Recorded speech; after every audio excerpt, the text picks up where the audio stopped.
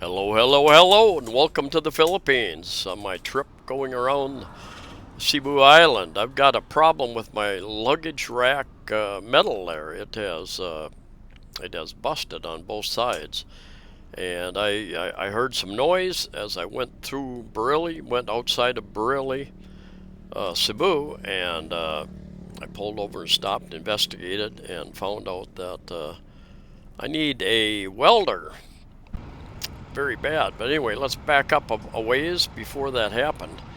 And today I started out in Asturias, Toledo area at Coco Sea View Beach Beach Resort, I believe it was called, or house. And headed out of there. And one problem with only using one GoPro, I got a GoPro 9, is that sometimes you end up with corrupted files, and that happened to me today. So some of my first part of my travels today I did not get recorded. I tried 3 different programs that unable to read this corrupted file. So anyway, we're further down the road a bit, and I've been trying to stay close to the sea, the ocean.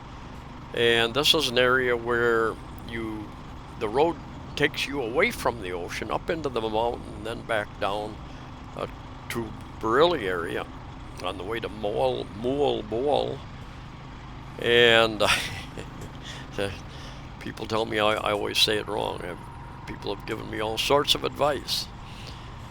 And anyway, a real nice ride out here in the province, the countryside, basically. And very little traffic out here. You can make up some good time. In the end, I think I spent about 3 hours getting that fixed, and had a real good experience getting it fixed. I drove back into Bareilly and stopped. There were some hobble riders there, motorbike taxis, and asked them, where can I find a welder? And one of them said, oh, 2 blocks down that road, sir.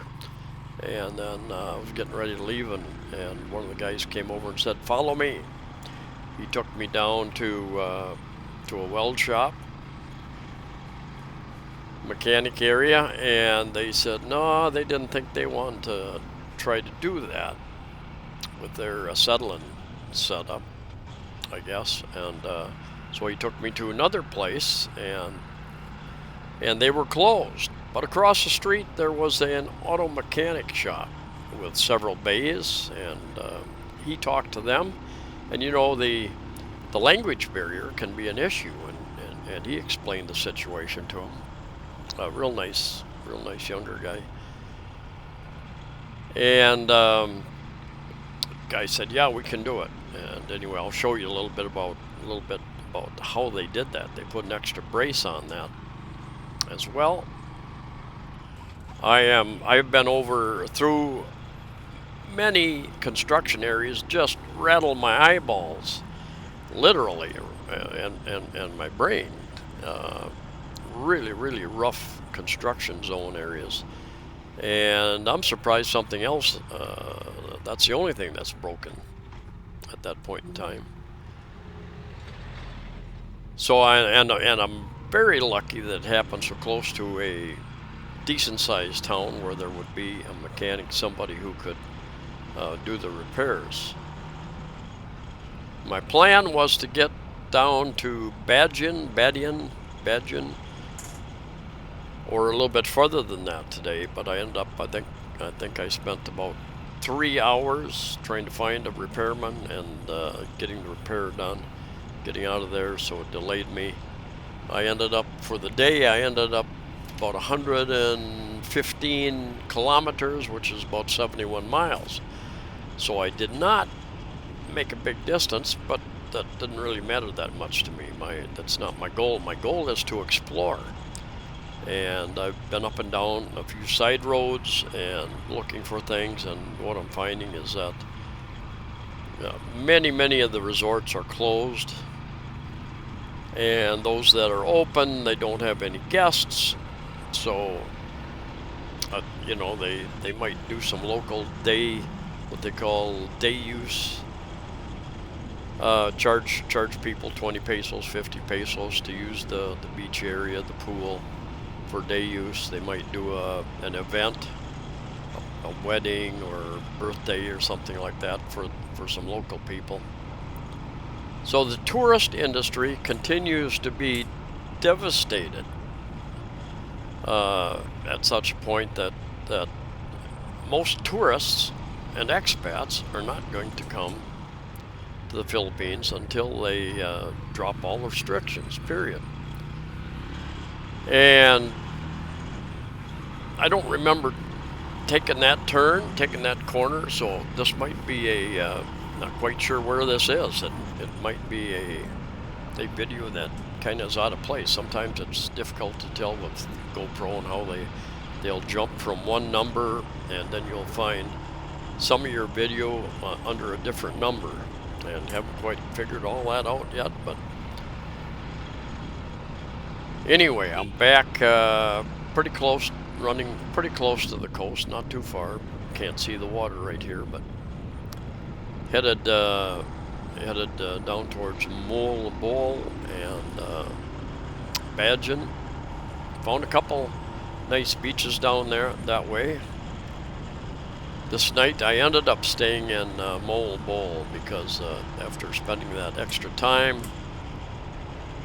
getting the repairs done, I did not plan ahead. I did not make any reservations. I wasn't sure what was available ahead of me, so I decided to shut down, walk around Moalboal a little bit, and did some video. I'll do a separate video about what's going on there. They've got two basic beaches. They got White Beach, and then they Pangasinan, something like that beach, which used to be a big entertainment hub. You know, pretty much most of that stuff is shut down. In fact, the resort I stayed in last time, about a year ago, I think, it was terribly damaged with Super Typhoon Odette in December, and it's still in terrible shape. The whole roof is ripped off, and you will, if you're driving, you will share your lane with oncoming traffic. Learn that real easy. People are real good about sharing their lane. You'll be going down the road and there'll be somebody coming right at you on your lane, and best you get over, make room. It's pretty easy. You can see all these buses going by. It's pretty easy to travel by bus in the Philippines. They have air-conditioned buses and a lot of non-air-conditioned buses. So you have your choice. I think the aircon usually costs just a little bit more, not much more. I've taken both, and just depends upon how hot the day is, whether I will get on a non-aircon, and then depend on the angle of the sun. Of course, these roads wind back and forth, so you can be on the shady side for a while, and then you're on the sunny side. I've had a number of people ask me to put up the full versions of this because I've done a lot of heavy editing, and some people want to watch the whole thing. They don't care how long it is, and at some point in time I will put that up, and I won't do any commentary. I will just and I won't put any music to it. If you want to listen to music, you can turn on your favorite music to listen to the video to. Because you know, I might not choose the music you want to listen to.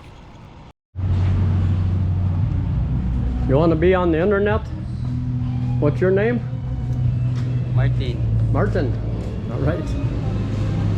I have a YouTube channel. This repair cost me, guess how much this, unbelievable. 200 pesos, about $4 US. Less than that. And I gave the mechanic, gave him 50 pesos as well. So 250, about $5. And he even put an extra brace on. He went and got some metal, cut it properly, put in another brace as well, so it held up real well after that. But I had a big luggage rack on there and a little bit of weight in there, and boy, like I said, just the brain rattling rough roads some of the construction zones were. I'm surprised the rest of the bike. In fact, here's the front piece. There's a light bracket up there on the bottom for extra light, and it busted off too. I had not seen that, and the guy Martin showed it to me. He saw it, and I tipped him as well. Tipped him well for he took me around to find a place that could do it. Spent time, communicated with the mechanic what we could do. He came up with some solutions, the extra bracket, how it could be attached there. And this is Gaisano. Once you get out of the city, you see a lot of these Gaisano malls, and some of them are quite large. Gaisano Grand, they call them. And this town is, I think, Dumajug, something like that. Dumajog. And we're getting close to Moalboal. I'll take you in there. And I wasn't sure. My whole trip, I have not been making reservations because I did not know how far I was going to go. And I know a guy in Moalboal, and looked him up and ended up staying at his place. Anyway, I did spend part of the next day. I did a little bit of snorkeling, and I need to get a better mask. A mask I brought from the U.S. Bought it online from Amazon, I think, and never has been the best mask. And I used a friend's full face mask once, and that I really like that. So I think I will find a full face mask and go that route. One other thing happened because of that little repair episode, as the bracket was hanging and bouncing, knocked both of my amber covers off my back signal lights. And of course nobody has them. I've stopped at a number of motorcycle shops and even a Rusi shop, and no one has those. They said, well, maybe you could order them online. If not, I'll just have to replace the whole light mechanism, I guess. One thing about the Philippines is that it's a small country, relatively small country, about the size of the state of Arizona in the USA. I think Italy is a little bit larger land area, but we've got about 113 million people. Arizona has 7 million in the same area. So it's a lot of people, and even when you're out in the country, so to speak, there's a lot of people around. And most of these people are not driving. If they're on the roads, they're not driving very far. So they are making turns. They're turning onto the highway, off the highway, all the time. So they're not going longer distances like you or I may be doing. So you constantly have to be on your guard for people doing U-turns and pulling out into the traffic without looking. All sorts of stuff. Dogs, and at night, I won't drive at night unless there was an emergency, because it's just too many people out there with no lights on their vehicles. One guy told me once years ago, well, we know the road, sir, so we don't need lights. Moalboal is known as a diving and snorkeling area. They've got a Pescador Island just very close that a lot of the dive boats will go out there, and they've got turtles. It's easy to just go off the coast right on the beaches, just go out a little ways and good chance you're going to be able to snorkel, swim with the turtles, big sea turtles. And they've got what they call sardine run, and I've been out there and just millions of sardines just right off the coast. And you can rent. In fact, that's become a big industry here now, because there's almost no foreign tourists. I saw just very few when I was there. Many of the resorts are closed. Those that are open might have a couple of tourists in a given time. So kind of a new industry has come up, and that is snorkeling with the locals, with Filipinos coming down, renting the face mask and the breathing apparatus, the snorkel setup, and a life vest, and going out just a little ways from shore, where it goes from shallow to deep very quickly, and just floating around there and watching the sardines, other fish, as well as perhaps even some sea turtles. My internet connection down there along the beach was pretty reasonable. My data on my phone, so there's internet, it appears. And I suspect, because there are very few tourists, you might be able to find a really good deal if you're so inclined to go down there, and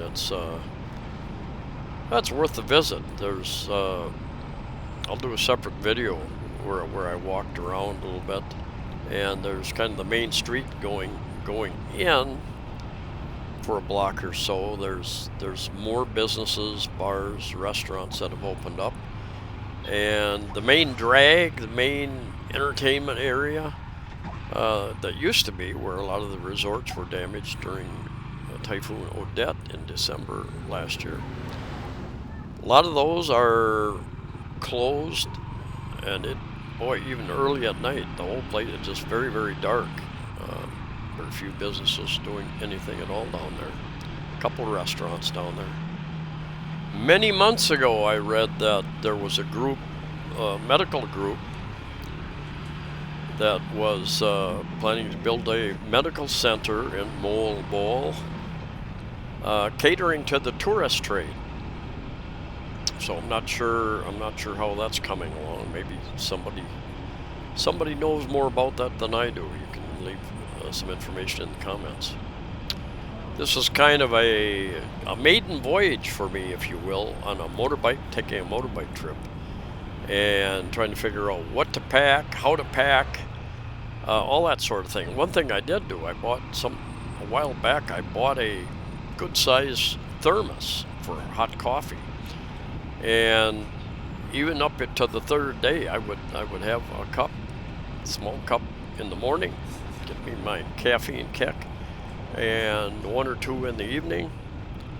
And the third day, it took me through 3 days basically, just having a couple cups, probably 4 relatively small cups during the day, and it was still a little bit warm even on that third day.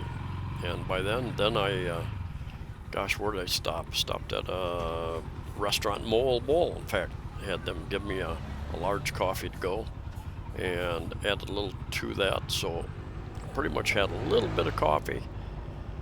I was able to stop at McDonald's, usually has coffee, and so I got some extra coffee at a McDonald's. But other than that, it's difficult to find brewed coffee a lot of places. 3-in-1 coffee is real popular here, which means you have instant coffee with creamer and sugar, and I don't care for that stuff at all. The company called Coffee Bean and Tea Leaf puts out some canned coffee liquid, and occasionally take a few of those cans along with me, but that adds weight to your luggage, obviously, as well. But don't like to be without my coffee, at least a couple of cups a day.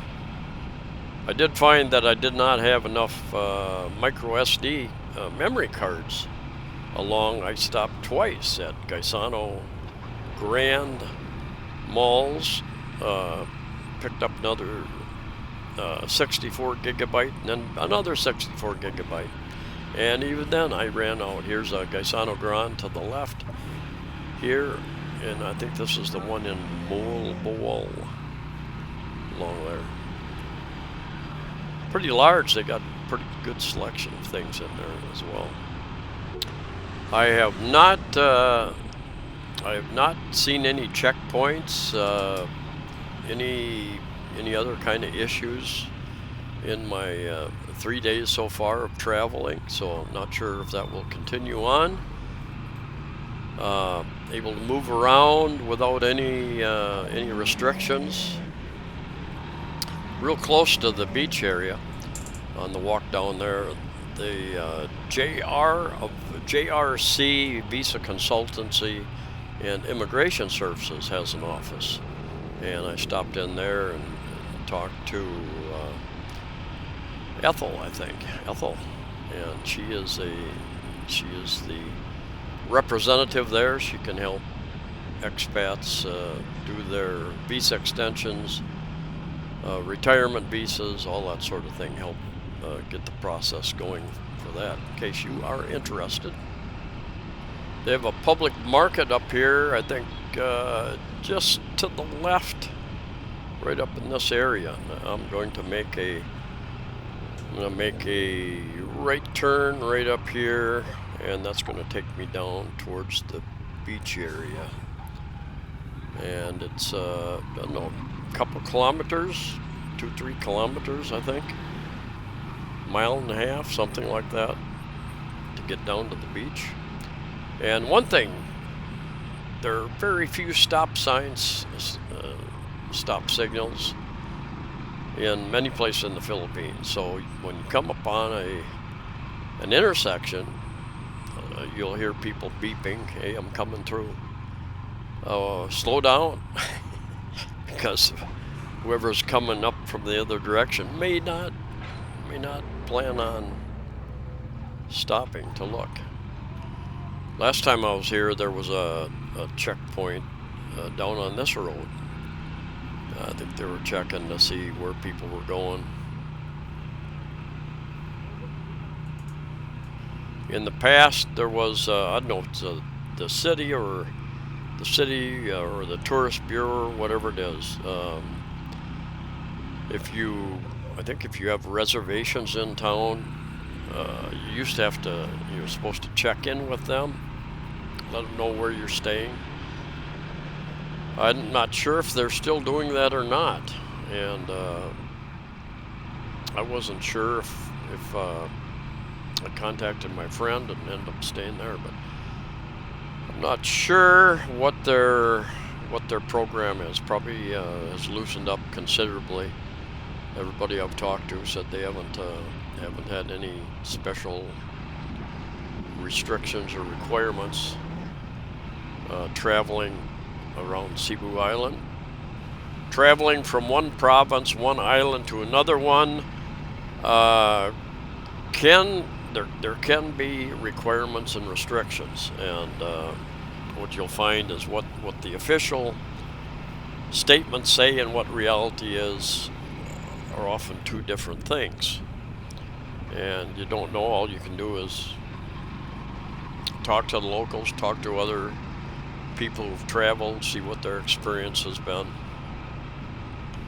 There are a number of expats, foreigners, who live in this area, and I've seen them on occasion walking down the road, and they've got certain hangouts, I think, where they generally hang out. Like any area, basically, you'll find that the foreigners find a place, and a coffee shop, a bar, whatever, someplace to hang out. I am often asked what I've heard about the Philippines possibly opening up to everybody, like many countries have already. No vaccination required. No mask required, dropped everything, like I think over 55 countries have. around the world, and I have not heard anything as of yet. You know, it could happen this month or next month. You don't know until it happens. We've got a new president, new administration. I don't know who the influencer, what the thoughts are of those people influencing the administration. So if I was stuck, use that term, stuck in Europe, America, wherever, and I had time and money, I guess I would just choose to take a trip someplace. Central America, Costa Rica, Panama.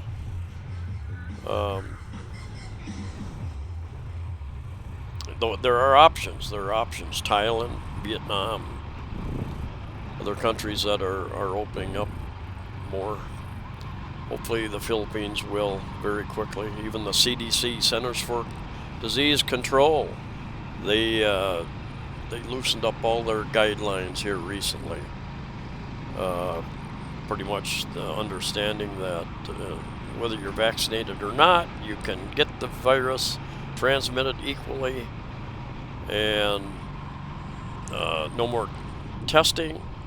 They're going to quit paying for testing, I read today, testing and all that sort of stuff, and just start treating it like the flu. This latest variant is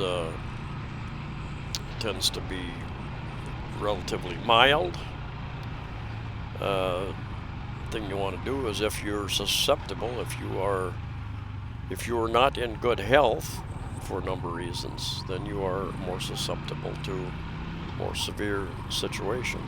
I am enjoying this trip and exploring, but as many of you know, traveling can be a little bit exhausting. You know, it at the end of the day can be a little bit exhausting, and I'm here at the end of the third day. I've got at least a couple more days to go, and anytime you plan something, it depends on what, do you have the time, do you have the money, do you have the energy, and any given time you might not have all three of those. I filled up at Cebu City with about 500 pesos, about $10 worth of fuel, about 7.5 liters, and down the road a bit I filled up again with about the same amount, as a matter of fact, about 500 pesos I put in. That pretty much topped it off. And before I get back to Cebu City, I will top it off again. I think it's generally a little bit more expensive in the city, maybe just a little bit, not that much, but my hotel resorts have been trying to keep them right around 1,000 pesos, about $20 US, and that's been working out. I've been eating twice a day, which has been my habit for a long time. Generally, I eat at noon and then 5 or 6 o'clock.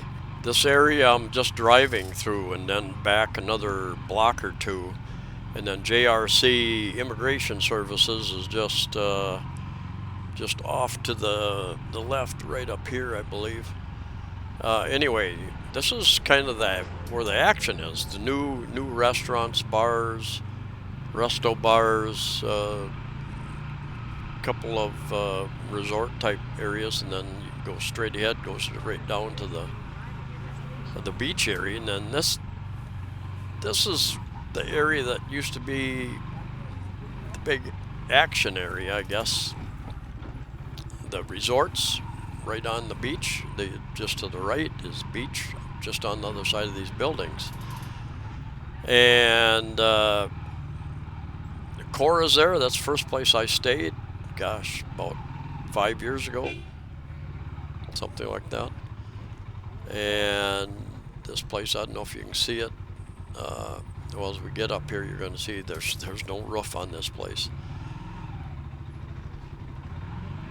There is a nice restaurant down here off to the left called the French Bistro or something like that.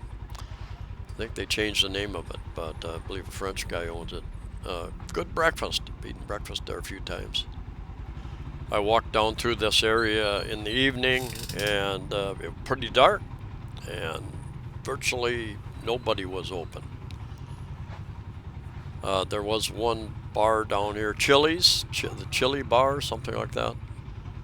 They were open. They had some people that came in and hung out there for a couple hours. They're just to the right, no roof there. Saavedra Resort. I've stayed there a year or so ago, and don't know what they're going to do with that. The tide is out, so I took a little bit of a walk out on the beach area. Jumping over to Google Maps, just to recap, the first day I went from Cebu City up along here and around here, and I ended up up in this area up here. Stayed overnight, and then the second day I wandered up this way, up here, and I'm trying to stay along the coast as best I can.